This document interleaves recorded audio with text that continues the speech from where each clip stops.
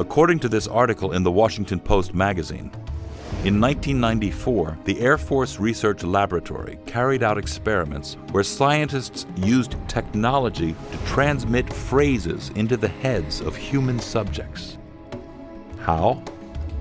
By burying subliminal messages in microwaves and beaming them into a person's head. It seems like a weapon torn from the pages of a comic book. The Air Force denies it's working on one. But patent number 6470214, issued on October 22, 2002, says otherwise. The patent title, Method and Device for Implementing the Radio Frequency Hearing Effect. Patent holder, the U.S. Air Force. Documents surrounding the development of this secret weapon are classified. But what is known is that microwaves carry energy. When a microwave pulse is absorbed by our body, this energy is converted to heat, causing the tissue to expand slightly and then contract when it cools. If the microwave were aimed at our head, this expansion and contraction would be heard as a clicking sound that could be encoded into words. With that sort of technology, you could give someone an instruction, or you could perhaps make them think they were going mad. And it quite clearly talks about the military applications of this technology. Is patent number 6470214 a top secret mind control weapon? According to this passage in the patent documents, this device can beam energy waves that can be, quote, converted to nerve signals which are sent to the brain, thereby enabling intelligible speech to be perceived by the brain. The result? The person hears voices that aren't there, much like the voices reportedly heard by targeted individuals.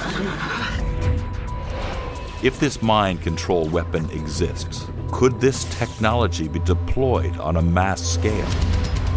There's speculation that the government already has. He who controls the thoughts of the people controls the world.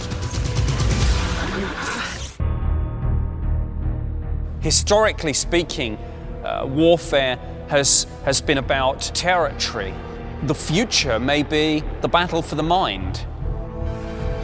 Is that battle to control minds already being waged on a mass scale? Disturbing questions have been raised about a U.S. government program known as HAARP.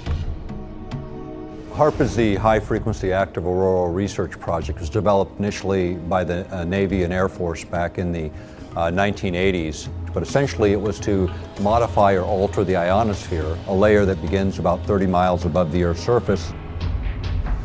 HAARP is a bank of 180 antennas, each as tall as a 7-story building, erected near Gakona, Alaska. The antennas emit extremely low-frequency waves, also known as ELF waves, into the upper atmosphere, which bounce back to Earth and allegedly provide advanced data for studying weather patterns.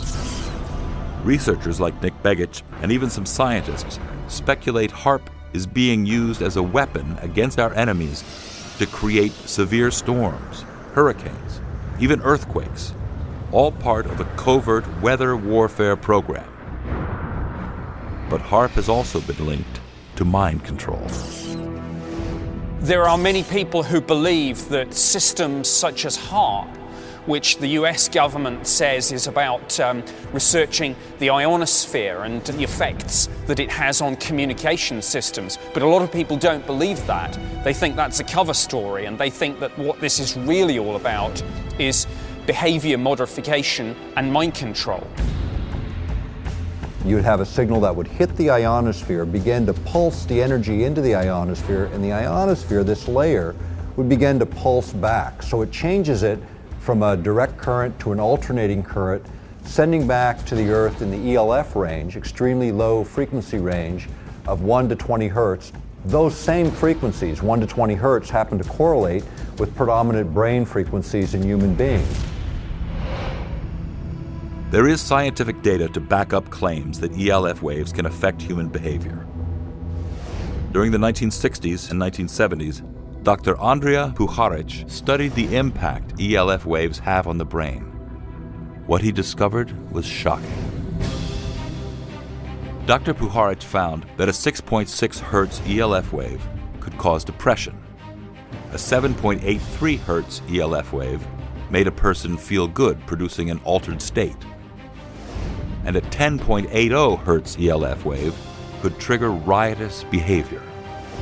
His findings were loudly dismissed as foolishness by U.S. military leaders. But secretly, Black Ops mind control projects using ELF waves were being discussed at the highest levels of government. We can do things in our brain. We know the capability is there, the information necessary to make these big leaps in and of themselves. Can I use this negatively? Can I use it to harm people? Absolutely. President Lyndon B. Johnson had on his board of science advisors geophysicist J.F. McDonald, who wrote that by using accurately timed, artificially excited electronic strokes, quote, one could develop a system that would seriously impair the brain performance of very large populations in selected regions over an extended period. If you go back to the work of Gordon J.F. MacDonald in the 1970s, you'll find that he was talking about being able to modulate a signal into the ionosphere that would be able to return a signal that the human body would couple with, would lock onto and begin to follow in a manner that would change the emotional state of people over a large geographic area. Does HAARP fulfill MacDonald's prophecy? Has the day of mass mind control arrived?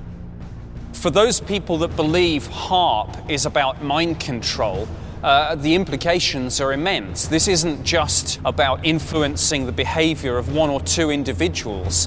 If it can be done on such a scale, you could effectively control the minds of entire populations. The military potential of mind control is obvious. Enemies could be intimidated or be made passive without a shot being fired. The argument is that this would always be preferable to war. But could this technology be used to create a better world? It may depend on one's definition of better.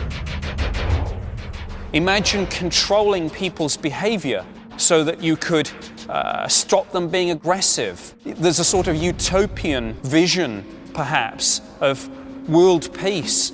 And on the face of it, that sounds a good thing. But if that's not our natural behavior, I think we stop being human if we're subjected to this. We become little more than lab rats running around a wheel. The barrier between science and science fiction is all but evaporated. Technology is neutral. In the end, it is the application, it is the intent of the user that determines whether technology is used for good or evil.